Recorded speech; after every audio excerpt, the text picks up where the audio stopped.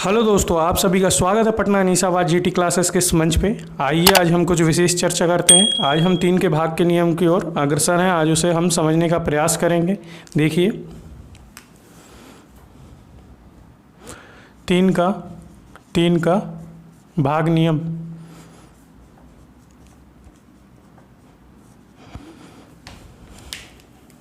देखिए यदि किसी संख्या के अंकों का योग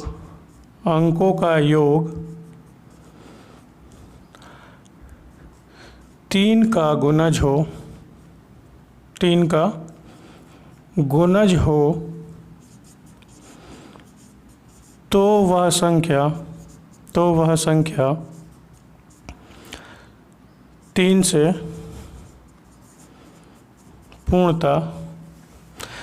पूर्णतः विभाजित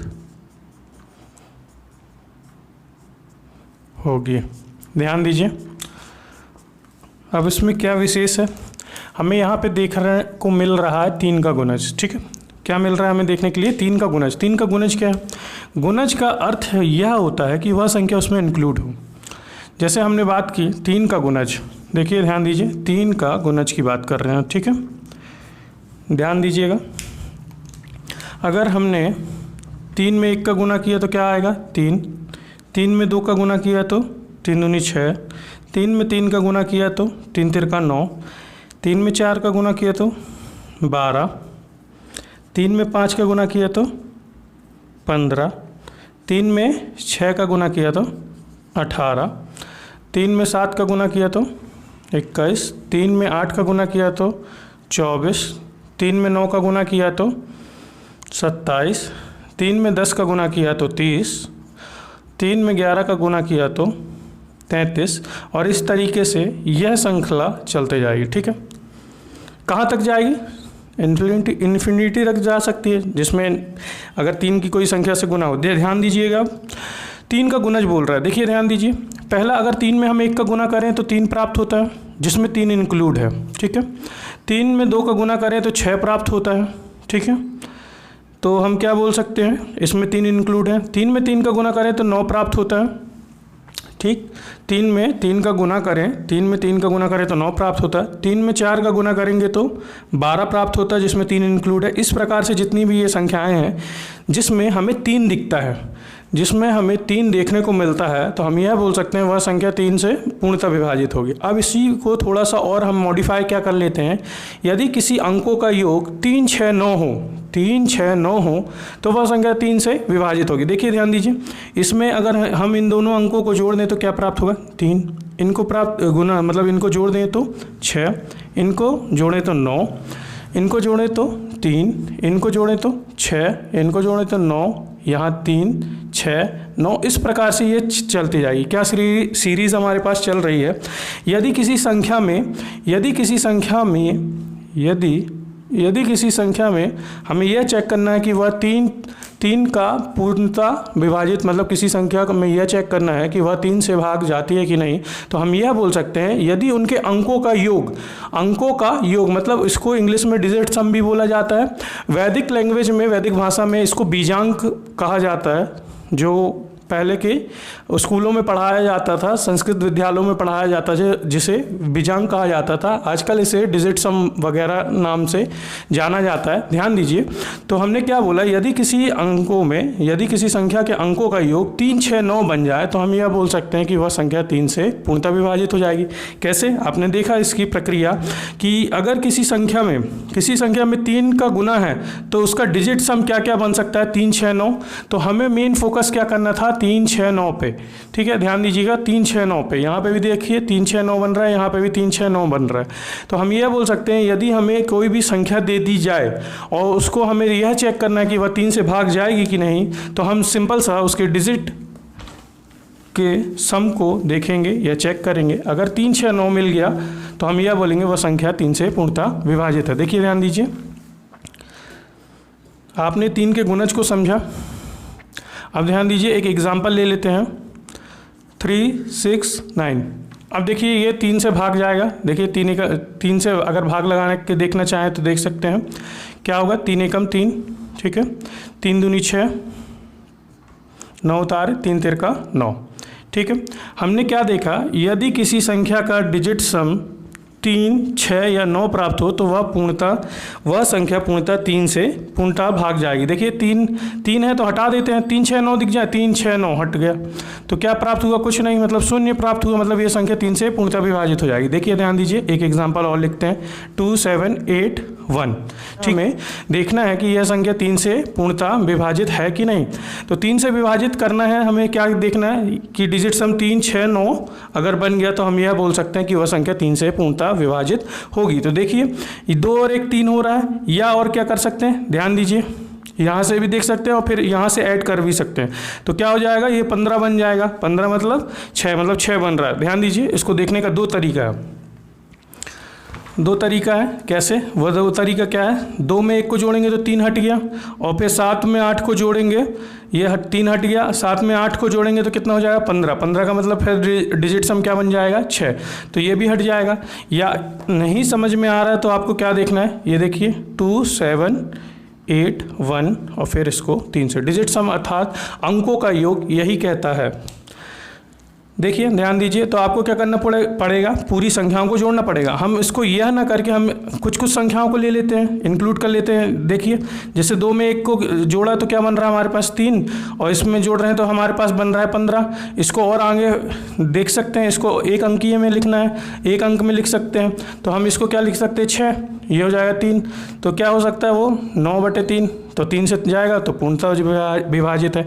या और इसको हम देखने के उद्देश्य से क्या देख सकते हैं, देखिए ध्यान दीजिए, यह संख्या है 2, 7, 8, 1 और हमें 3 से चेक करना है, ठीक है। तो हम क्या बोल सकते हैं, देखिए हमें बस 3, 6, 9 दिखना चाहिए, 3, 6, 9 मिले उसे हटा दीजिए, अगर हट गया तो हम समझ जाएंगे, पूर्णतः कट गया तो हम ये बोल सकते हैं कि 3 से भाग जाएगा। देखिए 7, 2, 9 होता है, 7, 2, 9 मतलब 3 में आ रहा, 8 और 1 9 हो रहा, तो मतलब इसका क्या हो गया, पूर्णतः ये 0 प्राप्त हो रहा, मतलब पूरा यह 3 से भाग जाएगा। अगर शेषफल की बात करें, अब आते हैं थोड़ी चर्चा कर लेते हैं शेषफल पे। देखिए ध्यान दीजिए,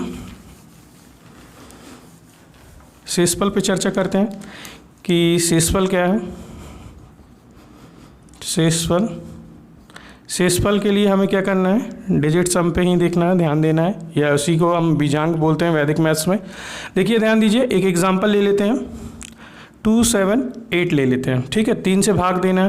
पहला प्रश्न यह है कि क्या यह 3 से भाग जाता है। पहला प्रश्न क्या है आपसे, क्या यह 3 से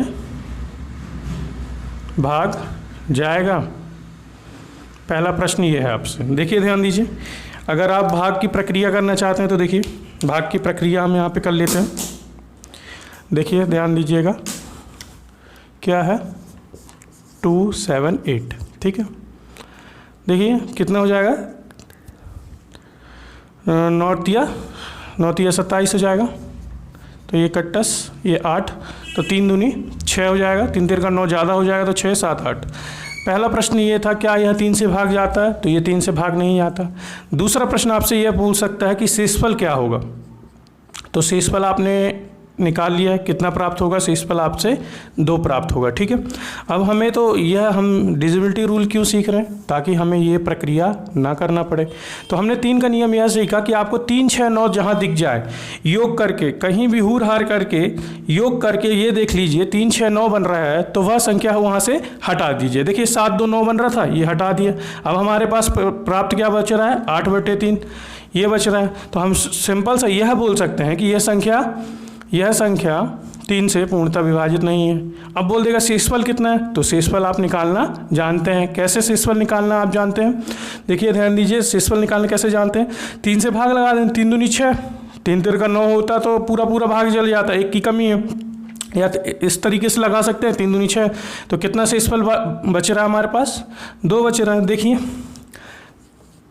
3 दूनी 6, तो इसको हम शेषफल बोलते हैं, रिमाइंडर। तो ये शेषफल हमारे पास 2 प्राप्त हो जाएगा। इस तरीके से हम यह बता सकते हैं कि किसी भी संख्या का 3 से भाग जाएगा कि नहीं जाएगा, अगर जा रहा है तो उसमें शेषफल हमें शून्य प्राप्त होगा, और अगर शेषफल मतलब अगर भाग नहीं जा रहा तो हम उस शेषफल बताने में भी सक्षम है।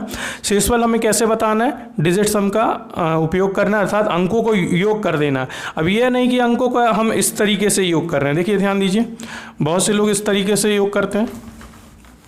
अगर योग करने को बोला जाए तो 2 + 7 + 8, ठीक है, 3 से भाग लगाना, यह है आपके पास क्वेश्चन। आपको भाग लगाना है, आप क्या करेंगे, 7 2 9 और 1 10, और ये 7 17/3, फिर इसको और आगे करेंगे 8/3, ठीक है। घूम फिर के आप यहाँ पे आए, 3 से भाग लगाएंगे 6 तक जाएगा, और शेषफल की बात जब होगी तो आपके पास क्या प्राप्त होगा, 2 प्राप्त होगा। इससे बढ़िया हमारे पास क्या प्रक्रिया है, जहाँ दिखे 3 6 9 वहाँ हटा दीजिए, 7 2 9 हो गया, हट गया, 8/3 बचा, और 3 दूनी 6 होता है, शेषफल आपको 2 प्राप्त हो जाएगा। इस प्रकार से हम यह बता सकते हैं कि कोई भी संख्या 3 से भाग जाएगी कि नहीं जाएगी, ठीक है। और अगर वह भाग जा रही है तो हमें शेषफल पता है कितने प्राप्त हो सकते हैं। हमारे प्रश्न यह है कि शेषफल कितने प्राप्त हो सकते हैं, टोटल कितने प्राप्त हो सकते हैं। अगर किसी ने यह प्रश्न पूछ लिया कि कोई संख्या है, माना n कोई संख्या है, उसे 3 से भाग देना है, 3 से भाग दिया जाए, पूरा लिख लेते हैं।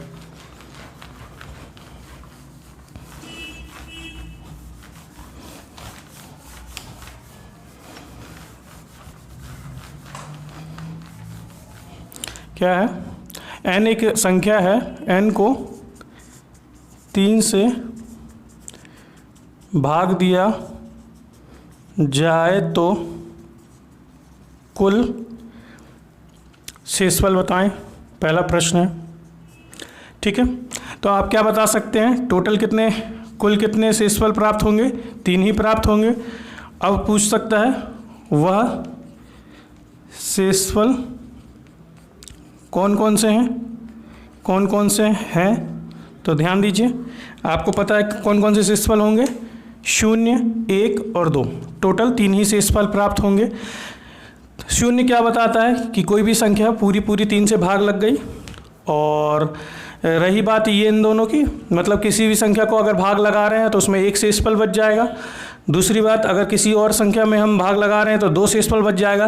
क्या, अब तीसरा प्रश्न यहाँ पे यह है,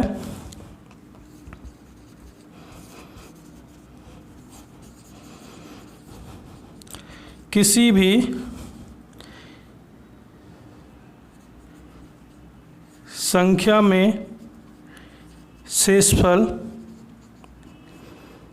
3 प्राप्त हो सकता है कि नहीं, ठीक है कि नहीं, इसका जवाब आपको देना है कमेंट में, और इसका उत्तर बताना है। अगर 3 प्राप्त होगा तो क्यों, और 3 प्राप्त नहीं होगा तो क्यों, उसका कारण भी आपको बताना है। तो आपने यह देख लिया किसी भी संख्या में शेषफल 3 प्राप्त हो सकता है कि नहीं, अगर प्राप्त हो सकता है तो उसका कारण देना है, अगर नहीं प्राप्त होता तो उसका भी कारण आप कमेंट में देंगे। तो इसी प्रकार की और भी वीडियोस के लिए बने रहिए मेरे साथ, तब तक के लिए फिर मुलाकात होगी आपसे। जय हिंद, वंदे मातरम।